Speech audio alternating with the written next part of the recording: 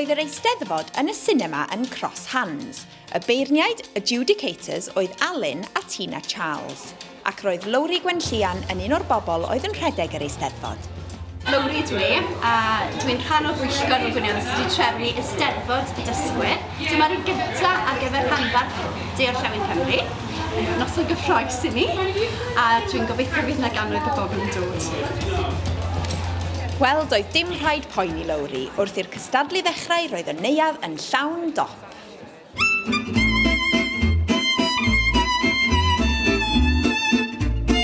Dyma gystadleuaeth yr unawd, the solo competition. Ar enillydd, winner oedd Jenny Bickerstaff.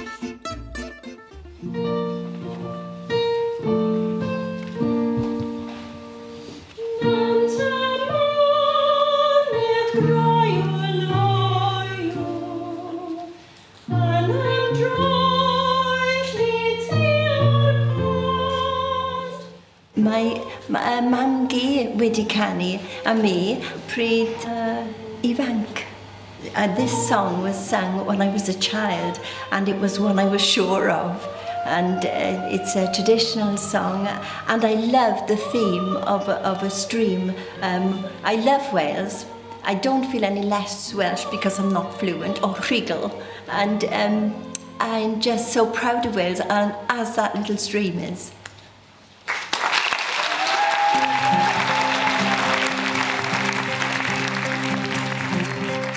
Daeth criw o Goleg Castell Nedd Port Talbot at ei gilydd i ganu fel côr yn arbennig ar gyfer yr Eisteddfod.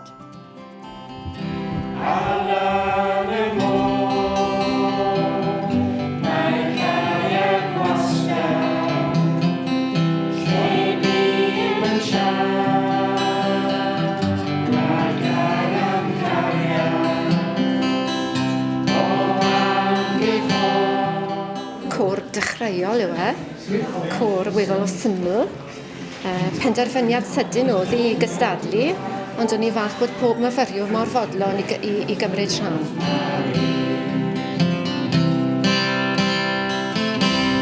I'm doing it in honour of my grandmother, my great-grandmother and my mother, who all come from Swansea, Cardiff and Eisteddfod y Dysgwyr.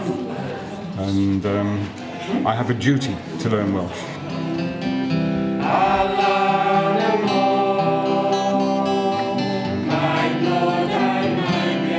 Ac roedd ganddyn nhw neges fach i Matt Johnson.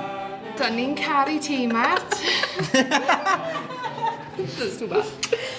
Oh, and Mike loves Matt too.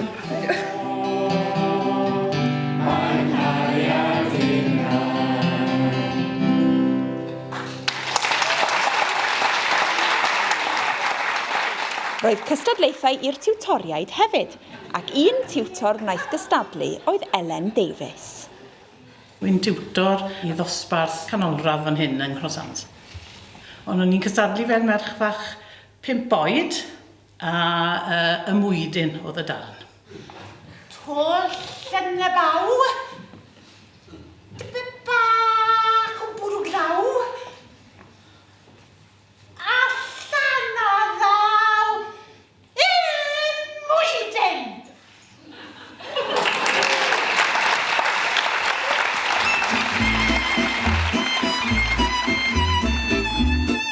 Dydy Eisteddfod ddim yn Eisteddfod heb seremoni'r goron a'r gadair.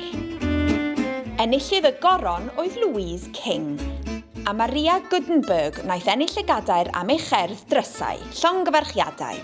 Y cerdd oedd yr cyntaf dwi wedi ysgrifennu, so roedd hi'n lwcus iawn i ennill y gadair gyda'r un cyntaf. Ar ôl fy llwyddiant, falle byddai'n ysgrifennu mwy. Ie, falle. Ac felly, gyda'r cystadlu ar ben, oedd y beirniaid yn hapus. Noson fendigedig, gweld y neuadd ma'n llawn, a dysgwyr bryddig, a dyma'r math o beth sy'n eisiau i helpu nhw i ymdoddi yn y Gymdeithas Cymraeg. Gobeithio bydden nhw'n dal barhau rhywun, a bydd yna Eisteddfod arall i ddifri. Ie, a rhywun arall yn beirniadu.